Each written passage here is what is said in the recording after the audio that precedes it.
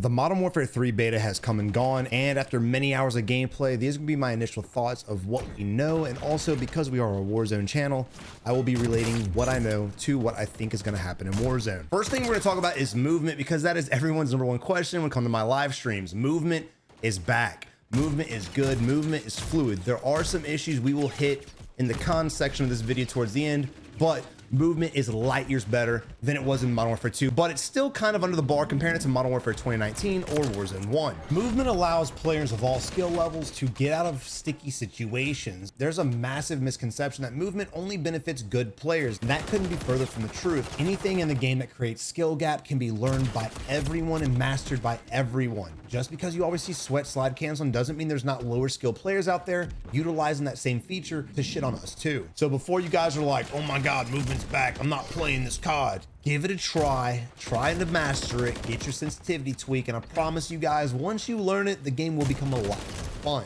And movement's gonna be a perfect segue to talk about the maps. And the reason why is because the movement has made these OG maps that they have brought back feel a lot more alive. Surprisingly too, when they decided to bring back 16 of the OG maps, I honestly hated the idea. I thought it was stupid. I'm not much for nostalgia, and honestly, I want to create new memories on new maps and experience new things, but because of the faster paced play style, these maps do feel a lot different and kind of in a good way.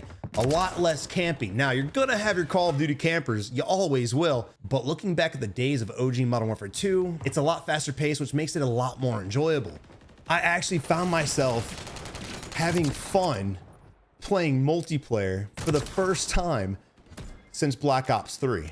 It's been that long since I've really enjoyed Call of Duty multiplayer in that aspect. And before you guys start slaying me in the comments for my opinions, remember, I'm one of the most harsh critics when it comes to content creators towards Activision. The reason why I've never been invited to shit, and I'm always going to keep it 100 with you, whether it's an opinion or a fact. I'm always going to tell you what's on my mind and be as real as possible. I'm not doing this for clout. I'm not doing this for invites. I could give a shit less about a box with some socks in it. I just want you guys to be aware of what to expect going in. So saying all that, I'm actually a fan of this game, to my surprise. Now, while playing on these OG maps, it was really nice to see that I did not have any connection issues. I dev errored once, no servers ever crashed. My ping was usually below 30 compared to my usual 50 to 70 in Modern Warfare 2 multiplayer as well as Warzone. So my connection was a lot better, and I know they've added more servers for this game. So you guys let me know whether your connection was worse or better during the beta compared to Modern Warfare 2 or Warzone 2. And of course, talking about connection comes hit detection. Now, hit detection comprises of a bunch of different variables, usually talking about latency, desync, which involve your connection. Because my connection was a lot better, I really didn't feel like there was any desync. I maybe once or twice within the 50 hours I put in the beta, I might have been like, that shot should have hit. But overall, this was actually a very well done game. The servers were on point. The hit detection was on point. I was never left there scratching my head unless I got stacked by a team of 5 campers. Then I'm like, why the hell are you sitting in the building? It's a beta. Get out there and try things. A segue off of hit detection to TTK. TTK has been a massive issue of mine throughout all of Modern Warfare 2 and Warzone 2. It's so fast. It encourages campers. And honestly, it just needed to be sped up. And because of the extra 50 HP in multiplayer alone, it has made the ability to actually turn on an enemy should you get caught out by somebody sitting on a corner. Are you always going to be able to outshoot them? No, but the chance is now there for you guys, which makes it a lot more playable. Coming from Modern Warfare 2019 and Warzone 1 to Modern Warfare 2 and Warzone 2, the camping just got ridiculous. The 4 stacking got ridiculous. And all in all, to be fair, it was because of the high TTK. Here on the channel, we spectate a lot of randoms. And what we see from these players is them just sitting in the building because they're too afraid to step out the door, get shot a few times, and die before they can react. And this longer TTK allows players of lower skill level to actually survive a tad bit longer. That way they can actually look at the enemy and maybe again outplay or at least practice tracking and snapping before they actually die. Whereas in Modern Warfare 2, the moment a bot gets shot from behind, he's dead. There's really nothing he can do about it. So I'm a massive fan to the addition of TTK, and I'm really looking forward to seeing what happens in Warzone with that as well. When it comes to the visuals of the game, the graphics, of course, as we evolve through Call of Duty's history, they've always gotten better, so that's a given, but the visuals are pretty nice. There are some skins that are difficult to see, but it's still not impossible. And I'm just really hoping they don't give us another Groot skin or Rose skin when it comes to Warzone or even multiplayer in Modern Warfare 3. I'm all for like cool creative skins, but let's keep the visibility there. That way people don't waste $20, $30 for the skin just for Activision to nerf it later on in the season or even the year. Now, one of my favorite features, guys, is going to be the mini map. I am a huge fan of the mini-map update, and this is going to bring a lot of different aspects to multiplayer as well as the meta in Warzone. But currently on the mini-map, you will show up if you use an unsuppressed weapon. Your dot will pop up, enemies will be able to converge on you. Now let's talk about suppressors for a second and the use for them and how this can really create for a more balanced meta in the game.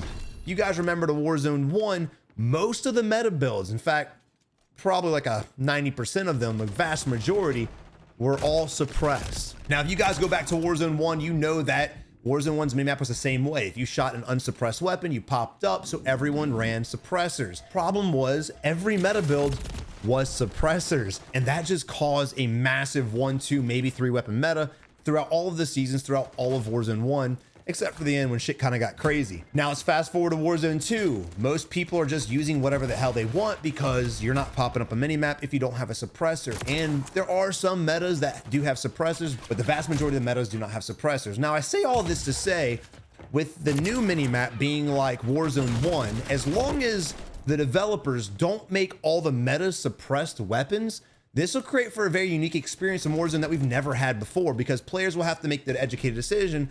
Am I going to use a suppressed weapon to hide from a mini-map, or am I going to build the weapon for better accuracy, better recoil control, better tracking, better handling, better ADS speed? And they're actually gonna have to make the balance of that themselves, instead of the devs being like, you know what, everyone pops the mini-map, and that's going to be a huge risk versus reward, which in turn is the core foundation of battle royales. So I am excited to see what the devs do. Hopefully they follow through and just make metas based off whatever the hell they want and not only suppressed. Let me know what you guys think about that, but we're gonna go ahead and dive into the cons of the game. And I've been sitting here writing this list, and I really hope I hit all of them. If you guys can think of one that I missed, let me know in the comment section below. With the new movement, they did add a delay with the slide cancel. Now, what this has done for me in my experience is sometimes it created dead slides. And what a dead slide is the moment you slide and then you cancel it and you stand back up and you tack sprint and you go to slide again, you just kind of stood there, or you crouch. You didn't get that slide, which left you vulnerable. And I thought it was my timing. I thought maybe my timing was off, but then I kept tweaking with it and it just seemed very inconsistent. So I'm making the educated guess that it's not my timing.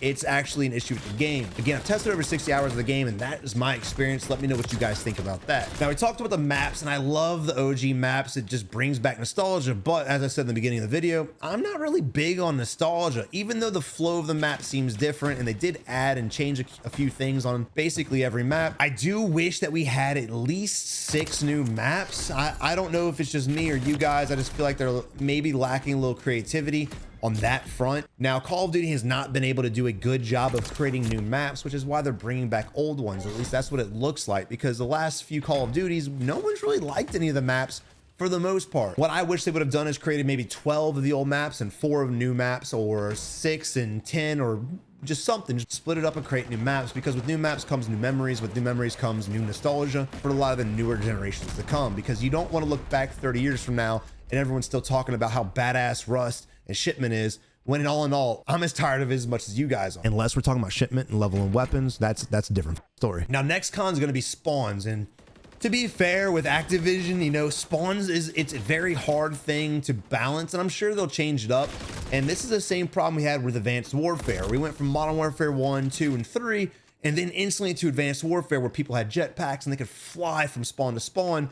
And it just created this dynamic where people are just spawning everywhere because you're moving everywhere and the game's trying to adapt to where the players are.